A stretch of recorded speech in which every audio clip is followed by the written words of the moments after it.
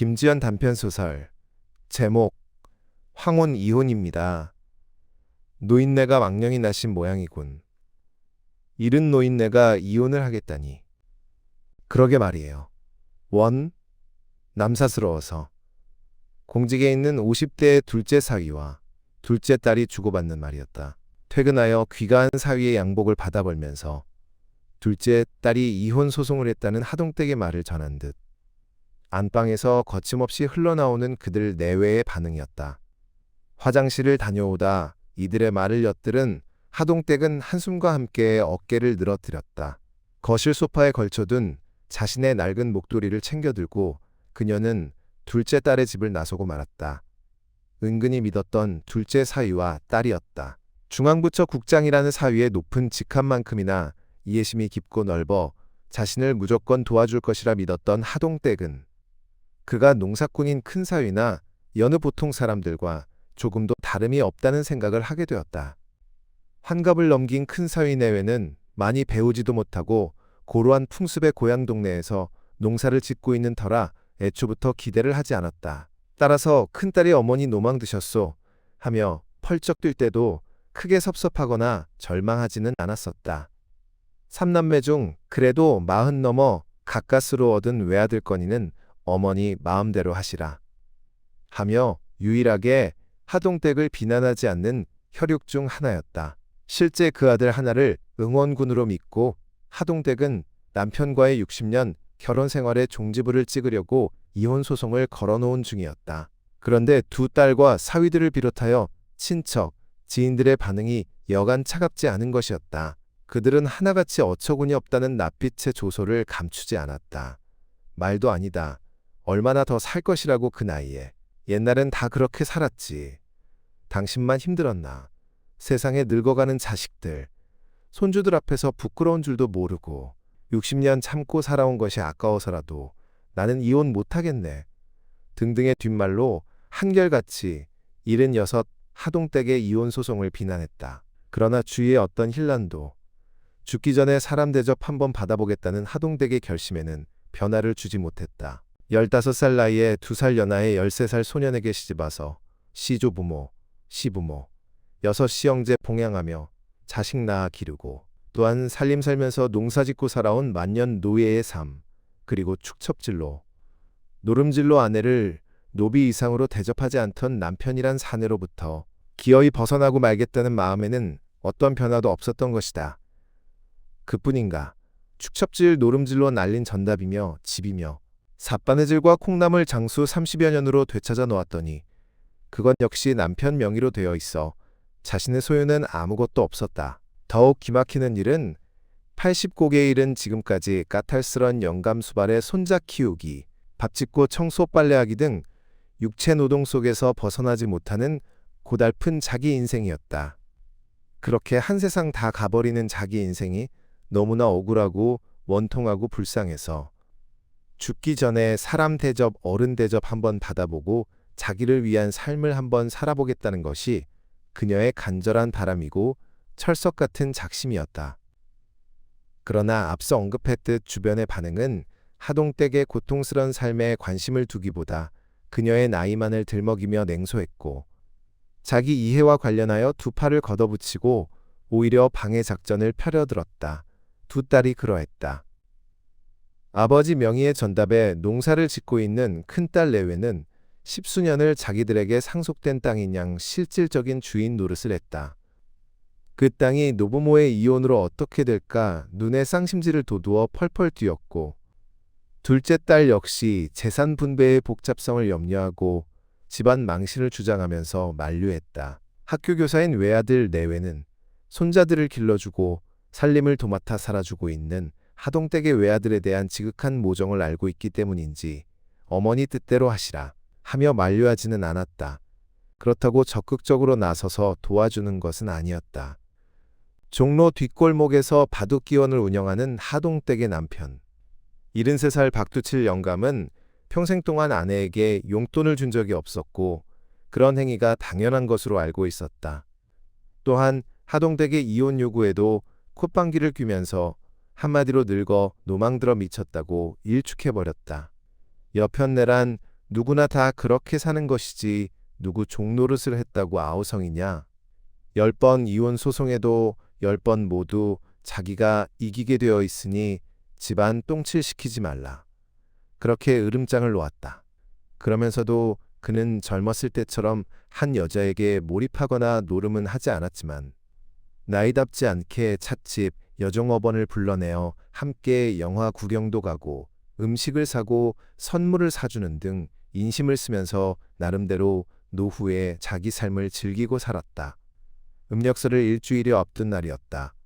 이혼 소송을 제기한 지 정확히 열흘째가 되는 날이기도 했다. 하동댁은 보따리 하나를 들고 집을 나섰다. 한숨을 땅이 꺼지게 내쉬면서 터덜터덜 혼자 사는 막내 여동생네 집으로 향했다. 아들 내외가 있는 집이 방학 중이라 손자들의 시중이나 살림 걱정은 안 해도 되었지만 설사 방학 중이 아니라 해도 영감과 한 지붕 아래서의 분쟁은 서로가 힘든 일이기 때문이었다. 집에 있을 수 없는 이유는 또 있었다. 어머니 뜻대로 하시라 하며 만류는 하지 않았지만 일절 도와주지도 않는 외아들 내외가 많이 섭섭도 하여 그녀는 집을 나서고 만 것이다. 재판에 승소한다 쳐도 당장 가진 것이 없는 하동댁은 변호사를 세울 수가 없었다. 변호사에게 의뢰하지 않는다 해도 일은 벌였으니 돈은 들게 마련인데 아들 내외는 조심스럽게 돈 얘기를 꺼내는 하동댁에게 마치 준비해둔 대답처럼 동시에 돈이 없다. 고 잘라 말했었다. 의외로 여동생은 하동댁의 고통스러웠던 지난 삶과 계속되는 지금의 힘든 처지를 이해하여 주면서 격려까지 아끼지 않았다. 하동댁은 혼자 싸우는 외로운 전장에서 천군만마를 얻은 기분으로 의욕이 솟구치기 시작했다. 그러나 이혼 소송 후 석 달 만에 내린 지방법원의 판결은 하동댁의 패소로 끝나고 말았다. 하동댁이 이혼 소송에 기재한 남편 박두칠과 혼인 생활을 지속할 수 없는 구체적인 이유는 남편의 아내 구타와 무시, 경제권 박탈과 외도가 주된 내용이었다. 남편으로부터 동등한 인권의 배우자로 대접을 받지 못했음을 원인으로 소송을 제기했던 것인데 판결은 고령과 결혼 당시의 가치 기준을 들어 60년을 함께 살아온 만큼 나머지 삶도 함께 해로하라고 선고한 것이다. 하동댁은 가슴을 치고 말았다. 판결 내용의 분위기가 마치 노인들이 뭘 그러시냐. 그냥 그럭저럭 살지 얼마나 더 살 것이라고 하며 너무 가볍게 처리해버린 것 같은 느낌이 강하게 들었기 때문이었다. 하동댁은 심한 절망감과 허탈감으로 고개를 내저으면서 중얼거렸다. 판사나 보통 사람이나 늙은이 사람 취급 안 하는 것은 다 똑같은 기라. 판사도 남자가 왕이라는 가부장적 권위 속에서 벗어나지 못하는 위인인 기라. 그날 하동댁은 끝내 자리에 드러눕고 말았다. 세상이 야박스럽다는 원망으로 가슴이 미어지고 온종일 명치끝이 저려오면서 주름진 눈 위로 눈물이 비어져 나오는가 하면 전신의 힘이 다 몸 밖으로 쏠려나간 듯 움직일 기운이 없었던 것이다. 반일 논일에 엄지의 손톱이 뭉툭하게 달아지도록 60년을 박씨 집안의 종노릇을 했건만 돌아오는 보상이 기껏 이런 망신살인가 싶어서였다. 둘째, 딸이 하동댁의 상한 마음에 불을 지르듯 바로 이날 전화를 걸어왔다. 그거 봐요. 어머니, 안 될 일을 기어이 고집을 부리시더니 어머니 망신만 당하고 말았잖아요. 오늘 당장 집에 들어가셔서 아버지께 잘못했다 말씀드리고 죽은 듯 지내셔요. 하동댁의 주름진 얼굴이 순식간에 벌겋게 달아올랐다. 내 인연. 내가 네 자식이냐. 어미가 망신을 당해서 고소하냐. 뭐가 어째. 당장 집에 가서 잘못했다 빌고 죽은 듯 지내라고? 무정한 년. 못난 년. 아니 어머니. 느닷없는 하동댁의 고함 소리에 딸이 심하게 놀란 듯 뒷말을 잇지 못했다. 그래. 내년은 객지 돌며 공부하느라 어미 사는 꼴 못 보고 내 서방이 떠받들어주고 네 뜻대로 다 하면서 사니까 어미 사정 관심 없는지 모르겠다마는 그래도 그리 말하는 거 아니다. 나도 죽기 전에 사람 노릇 좀 하고 사람 대접 좀 받으려고 그런다. 이 나이 되도록 친구네 집 경조사 한 번 가본 적 없고 친정 식구 마음대로 찾아가 본 적이 없고, 허리뼈마디 쑤셔도 약 한 첩 제대로 지어 먹은 적 없고, 온천욕 한번 해본 적 없고, 남들 다 가봤다는 부산, 제주도도 가본 적이 없다. 가진 것 없는 무일푼에다 층층시야 일더미 속에 몸 뺄 틈도 없었으니 내가 박씨 집안 종년이지 사람이더냐. 하동댁은 숨을 몰아쉬었다. 평생을 뼈 빠지게 일하고 80 고개 눈앞에 두고도 구정물 속에서 손 빼내지 못하고 수중에 버스값도 없는 내 신세가 이게 무엇이냐 말이다. 바람꾼의 폭군의 수전노 같은 네 애비한테서 인제 벗어나서 내 목 찾아 나도 남들같이 사람처럼 한번 살아볼란다. 죽기 전에 사람같이 한번 살아볼란다. 와, 안 되나? 이 무정한 년들아. 하동댁은 악을 쓰듯 꺽꺽 목이 매기도 하면서 송수화기를 부서져라 놓아버렸다. 그러곤 기진하여 다시 쓰러져 버렸다. 속이 조금은 후련했다. 주방에서 차를 끓여 들여오던 육순 넘은 막내 여동생이 잘했다고 맞장구를 쳐주었다. 같은 여자인 딸자식들이 단 한 번도 제 어머니의 뼛골 서린 한을 깊이 생각해 보려고도 않고 자기 체면과 이해관계만 내세우는 것이 그녀로서도 심히 못마땅했던 것이다. 그런데 하동댁 자매가 실제 자지러지도록 경악할 일이 바로 이어졌다. 하동댁의 남편인 박두칠 영감이 둘째 딸에 이어 전화를 걸어와서는 다짜고짜 호통을 쳐댔던 것이다. 망령 듣년, 꼴 좋다. 미친년이 10번을 소송해봐라. 조선 법도를 이기는가.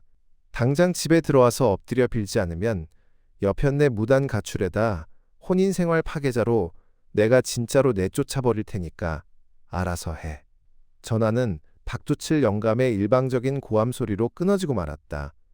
하동댁이 푸르르 입술을 떨며 집으로 곧장 다시 전화를 걸었다. 그러나 통화 중 신호음이 귀를 따갑게 울릴 뿐 아무도 받지 않았다.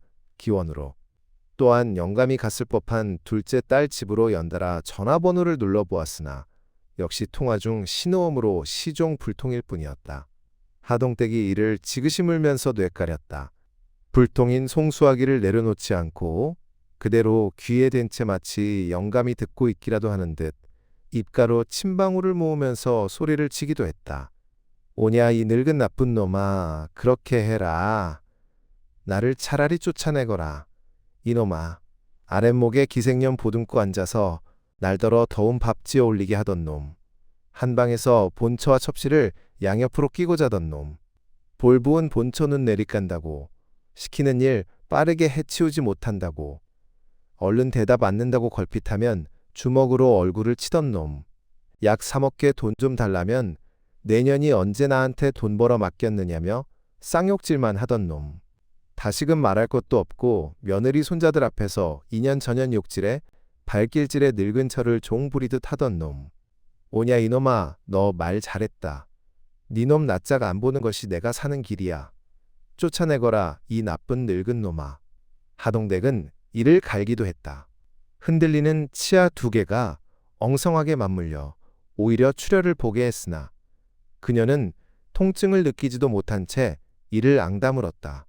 여동생이 그런 하동댁을 걱정스런 낯빛으로 바라보면서 송수화기를 뺐듯 전화기 위에 놓곤 코드를 뽑아버렸다. 성님 안 되겠소. 이렇게 흥분하다 성님이 쓰러지겠소. 전화하지도 말고 받지도 말고 오늘은 그냥 한숨 푹 주무시오. 내가 내일은 여성단체로 찾아다니면서 이 재판 결과를 호소해 볼래요. 무슨 방법이 있을 것이요. 아무리 생각해 보아도 이 판결은 법대로가 아닌 것 같은 기라요.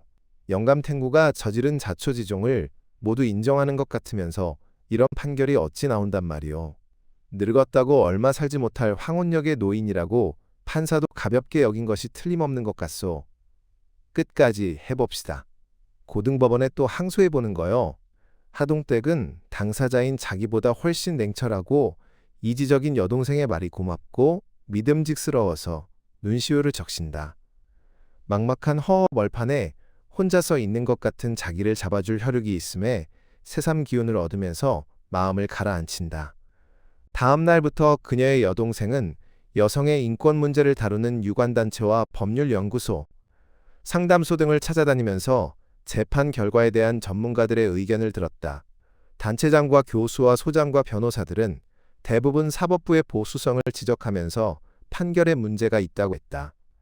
배우자로부터 부당한 대우를 받았거나 혼인을 계속하기 어려운 사유가 분명히 있었는데도 재판부가 고령의 나이를 이유로 들어 판결한 것은 법 앞에 인간이 평등함을 무시한 법관의 주관적 판단 때문이라고도 했다. 배우자의 잘못을 따져 판결을 내리는 유책주의 측면에서 보아도 하자가 없는데 나이와 결혼 당시의 가치 기준이 패소 이유가 되었다면 이는 사법부가 지나치게 남성 중심적인 시각에서 노인 이혼을 바라보고 있음이라고 했다. 결국 60년 동안이나 참고 살아왔는데 얼마 남지 않은 인생을 못 견디겠느냐. 참으면서 살라는 것이었고, 이러한 해석은 여성의 인내와 희생을 담보로 사회와 가정의 질서를 유지하려는 가부장적 사고방식의 반영이라고도 했다. 하동택과 그녀의 여동생이 며칠 동안 각계 인사들을 찾아다니면서 얻은 최종 결론은 항소를 하면 이길 수 있다는 자신감이었다. 만나본 사람들이 하나같이 법 전문가들로 소수의 숫자이긴 해도 이들은 이성적이었으며 법 해석에 냉철했고 여느 수많은 친인척들처럼 한국식 정서나 감정에 휘말려 판단하는 오류는 적어도 범하지 않았다. 하동택은 무엇보다 그들이 자신의 나이를 전혀 문제 삼지 않는 것에 힘과 신뢰를 얻었다. 그뿐만 아니라 어느 인권단체에서는 자료나 법적인 지원을 아끼지 않을 것이니 필히 항고를 하도록 권유도 했다. 한껏 격려를 받은 두 자매는 노인들이 가장 많이 모여든다는 S 경로당을 찾았다. 그곳에는 하동택과 동병상련의 고통을 겪는 87살의 강순자 노인이 자주 나온다고 했기 때문이다. 50여 평 정도의 경로당 큰 방에는 여자 노인들로 거의 차 있었다. 넓은 방바닥 전면에 보일러 시설을 해서 사방이 아랫목처럼 뜨끈뜨끈했는데 노인들은 여기저기 길게 누워있거나 군데군데 3-3-5씩 무리를 지어 화투를 치고도 있었다. 그런데 불행히도 87살의 강 노인은 얼마 전에 사망했다는 것이었다. 항고 중인 이혼 소송이 해결되지 아니한 상태로 타계한 노인은 현 법대로 남편의 선산에 안장되었다고 했다. 죽음을 예견한 노인이 자기의 시신을 남편의 선산에 매장하지 말고 화장하여 강물에 뿌리라고 간절히 유언했지만 가족들은 그 유언을 받아들이지 않았다고 했다. 노인들은 고인의 마지막 소망까지 들어주지 아니한 가족들이 잘못했다고 평했다. 진실로 고인의 속마음을 이해하려는 가족들이 한 명도 없었다고 고개를 내저었다. 하동택은 타계한 고인을 편들어 말하는 노인들을 둘러보면서 그들 또한 고인의 이혼 소송에 전적으로 동조하고 있었음을 느끼면서 내심 적잖은 위안을 얻었다. 하동택은 자신의 이야기를 털어놓아 보았다. 노인들의 눈빛에 갑자기 생기가 돌기 시작했다. 몇몇 노인은 찰싹찰싹 박수까지 치면서 잘했다고도 했다. 그러던 노인들이 마치 방뚝에 본물이 터지듯 자신들의 지난 삶을 앞다투어 말하기 시작했다. 부모가 정해준 배우자와 평생을 사는 동안 이혼을 수십 번도 더 생각했지만 끝내 용기를 내지 못한 자신들의 나약함과 비굴함을 스스로 성토하면서 자기들의 한까지 풀어달라고도 했다. 노인들은 마치 시한폭탄으로 장전되어 있는 움직이는 존재들 같았다. 가슴에 불덩이를 쟁여놓은 채 언젠가 기어이 폭파시키고 말 것 같은 휴화산의 적막함 속에서 발화의 요소를 찾고 있었단 듯. 자신들의 쌓인 응어리를 거침없이 풀어내기 시작했다. 그날로부터 닷새 후 하동택은 고등법원에 항소를 했다. 1심 때와 마찬가지로 변호사를 선임할 형편이 되지 못하여 도리 없이 고군분투할 수밖에 없었지만 희망으로 넘쳐 있었다. 항소를 한 이틀 후에 하동택의 자녀들인 3남매가 한꺼번에 그녀를 찾아왔다. 사위들과 며느리는 불참한 채 오로지 그녀의 친자식들만 찾아온 것이었다. 어쩐 일로들 나를 다 찾아왔느냐? 하동택이 동생네 안방 벽에 등을 기대 앉으면서 그녀 앞에 차례로 들어서는 자식들을 쳐다본다. 도대체 노인네가 와 그래요? 손자 자석들 체면도 좀 생각해야지 어째 자기 생각만 한다요? 농사짓는 큰딸이 대뜸 쥐어박듯 하는 첫마디였다. 맏딸년이 몇 년 만에 보는 어미 앞에 내뱉는 소리가 와, 노인네는 사람이 아니더냐? 내가 너들과 너희들 자식들에게 무슨 체면 깎을 짓을 했더냐? 하동댁의 얼굴과 음성이 차갑게 굳어짐을 보면서 둘째 딸이 이어 어머니 향수 취하시고 집으로 들어가세요. 어머니가 여기 계시니 자식들 모두가 마음이 편치 못하지 않습니까? 했다. 이어 외아들이 하동댁의 손을 잡으면서 애원하듯 말했다. 어머니, 누이 말대로 향수를 취하시고 집으로 가십시다. 아버지도 이제는 좀 달라지실 겁니다. 결국 하늘을 보고 침뱉기의 결과가 뻔한데 자꾸 왜 이러십니까요? 그때 하동댁의 여동생이 어이없다는 낯빛으로 삼남매를 휘둘러 보았다. 아니 너희들 이제 보니? 그러자 하동댁이 손을 들어 동생의 말을 막았다. 동생은 가만히 있게. 보자 하니 너희들이 날 찾아온 것은 항소 취하하고 집으로 돌아가자 이 말하러 온 모양이구나. 정신들 차려. 너희들도 지금 내가 하고 있는 일이 장난이나 늙은이네 투정 정도로 보이냐? 너희들 친어미인데도 노인이 하는 모든 행위는 젊은 사람들 다 그렇게 생각하고 취급하듯이 그저 가짜는 억지나 장난쯤으로 보이느냐고. 하동댁은 숨을 골랐다. 장난 아니다. 너희들 인생 이상으로 늙은이 인생도 소중해. 죽을 날이 가까운 사람이라 우습게 보이는지 모르지만 그래서 더욱 우습지 않은 노인의 일이야. 아니할 말로 요새는 자연사보다 사고사가 더 많은 세상인데 그런 잣대로 노인 가볍게 취급하면 너희들은 노인 됐을 때 더 푸대접 받아. 돌아들 가거라. 나는 너희들이 돈 좀 거두어서 날 도와주러 온 줄 착각했구나. 너희들에게 바친 내 정성으로 그런 보상쯤은 받을 줄 알았다. 나는 이제 너희들로부터도 완전 독립할란다. 어미라는 고리도 끊어버릴란다.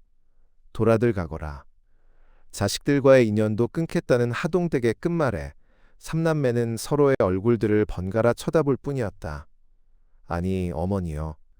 맏딸이 팔을 들어 막는 듯 하면서 어처구니 없고 기막히다는 낯빛으로 하동댁을 쳐다보았다.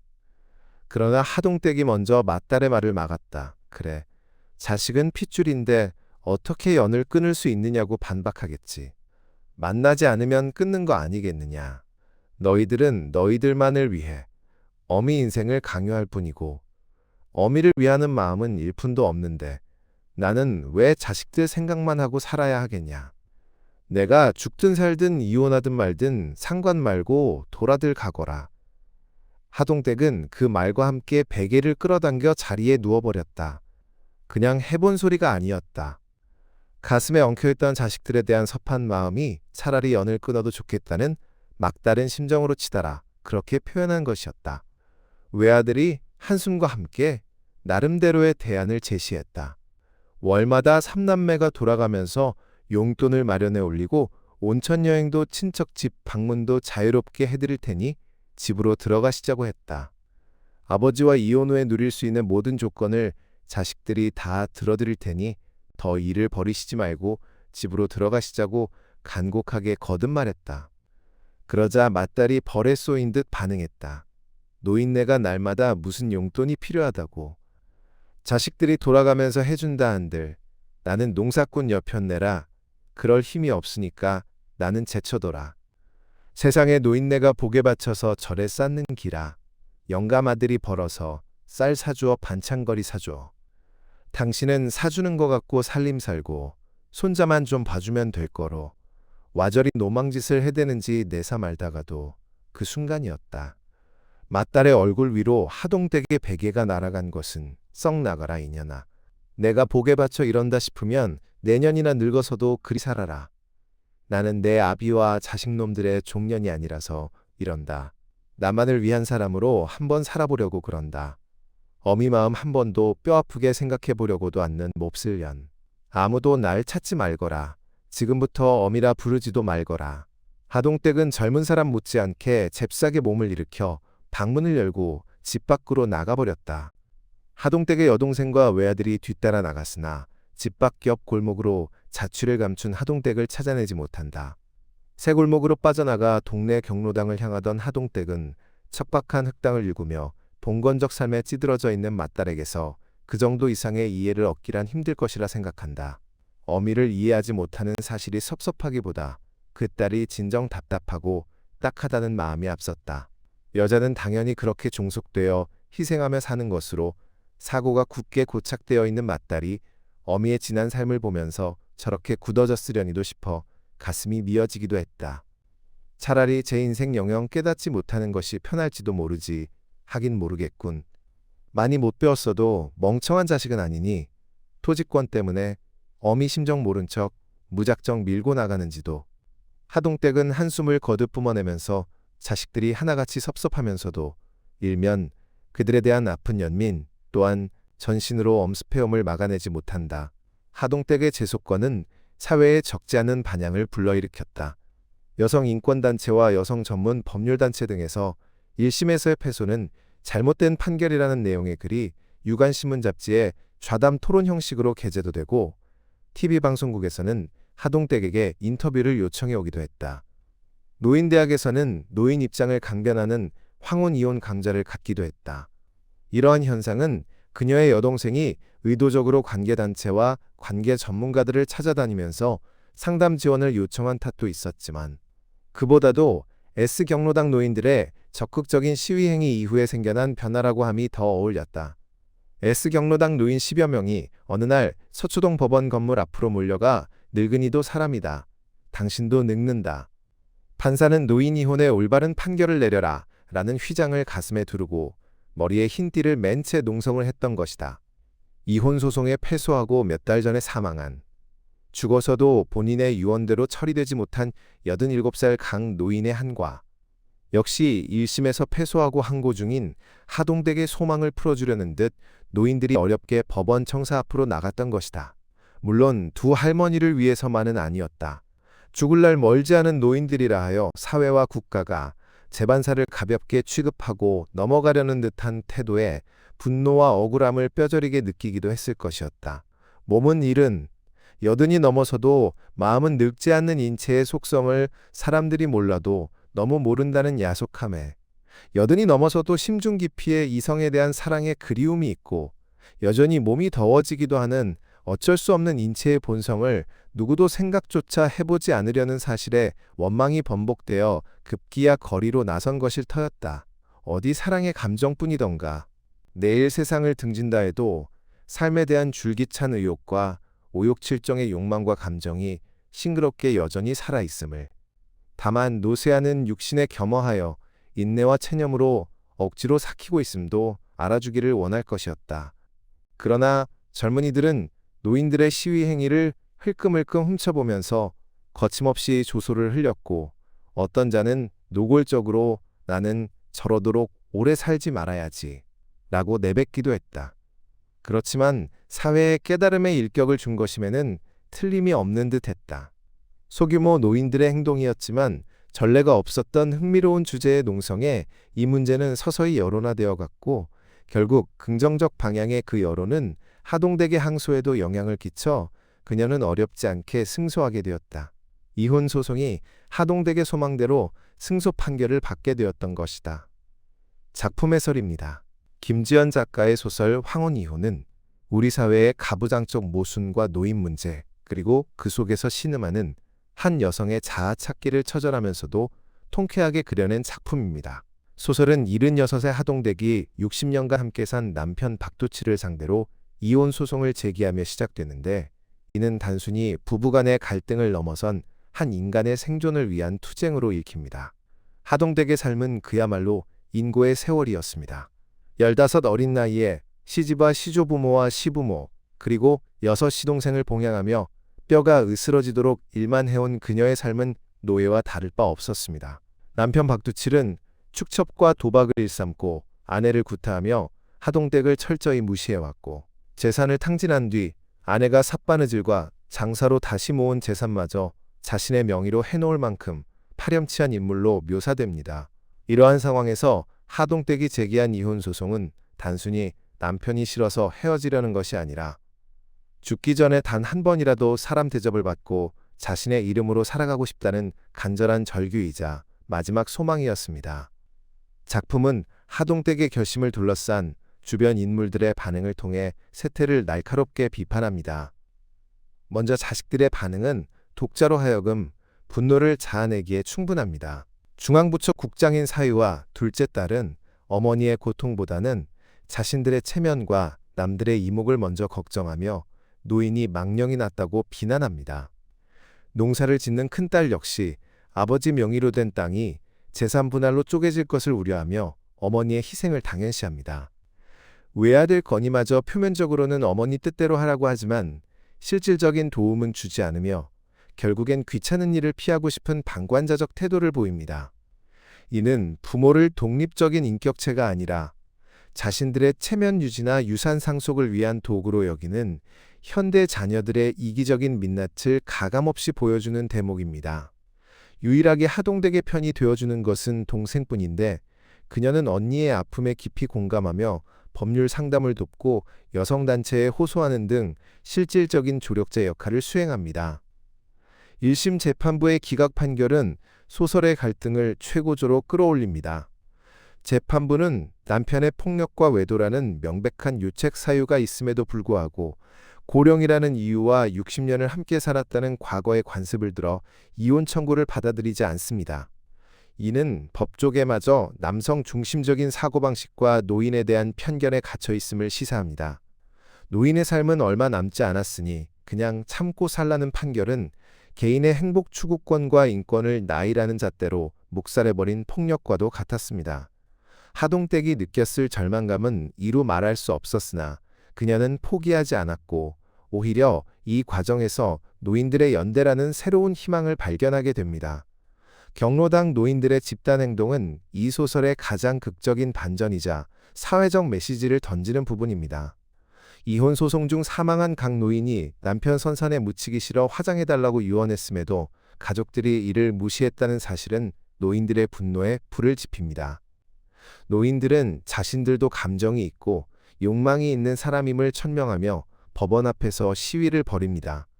늙은이도 사람이다 라는 그들의 외침은 단순히 하동댁 개인을 응원하는 것을 넘어 사회가 규정한 노인이라는 굴레를 벗어던지고 인간으로서의 존엄을 되찾으려는 집단적인 몸부림이었습니다. 결국 이러한 여론의 변화와 하동댁의 끈질긴 투쟁 덕분에 고등법원 항소심에서 승소하게 되는데 이는 한 여성의 승리일 뿐만 아니라 가부장제와 노인 혐오에 맞선 인간 승리의 서사로 마무리됩니다.